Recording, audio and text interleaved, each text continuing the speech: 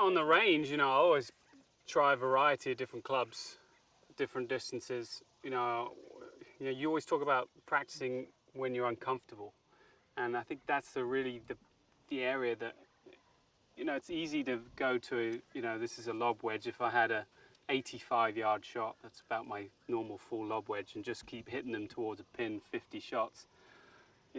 Anyone can do that. That's the comfortable yardage.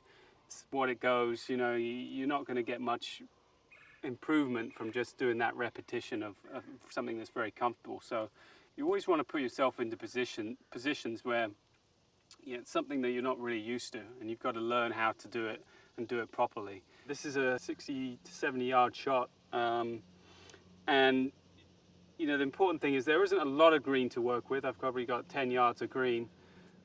The thing I always think about here is trajectory. You want this ball coming out reasonably low. You don't want to get the club stuck in the ground where it pops up so much and you lose spin. You want this coming out fizzing, kind of low trajectory that has one big skip and then really holds and sticks. And the best way to do that obviously is set up and angle of attack. A lot of people will try and get steep on it to create spin, and I like to get really shallow with a lot of firm and quick rotation of the body, and that speed with a narrow angle of attack really creates that low kind of spinny shot, which is really important. It's instinctive. I want to make sure that the club head is really moving faster. I don't want to ever feel like it's a really slow, long shot. The faster and harder you hit it, the more spin you're going to create. Obviously, I'm not hitting it full, but I want that crisp contact. Okay, I never want a slow, long swing for this shot.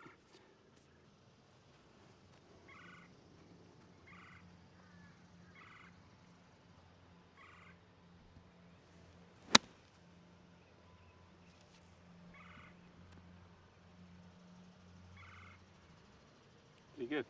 You see, I was able to get spin even though it's not a full shot, because creating that crisp shot, not too much of a divot. Obviously, always you'll want it coming down on it, but you still want that narrow, shallow angle of attack with a lot of body rotation. I'm always just constantly trying to figure out how far it is, and just you're subconsciously programming your brain. Obviously in practice, I've hit this shot many times, and I make sure I hit this yardage, and every time I do it, there's something going into your computer, into your brain. How far you want to swing, how much you open it. I'm not really consciously thinking about it, so when I come out to the course, it's even more subconscious. I don't have to think about it. Last thing I want to do is think, okay, this is 60 yards. I got to get it back to 10 o'clock on the clock. Then my focus becomes over here on my 10 o'clock. That's what I'm thinking about. And instead of thinking about that shot, instead of just really visualizing, seeing it, and then hitting it. This is slightly down grain, as you see. So when you go if you go this way, you're going to see it pull up.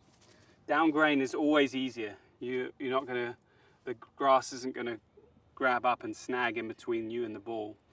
Down grain, you can get more spin, come out lower. Into the grain, it's going to come out a little higher with less spin. So you got to obviously calculate that too on a shot like this.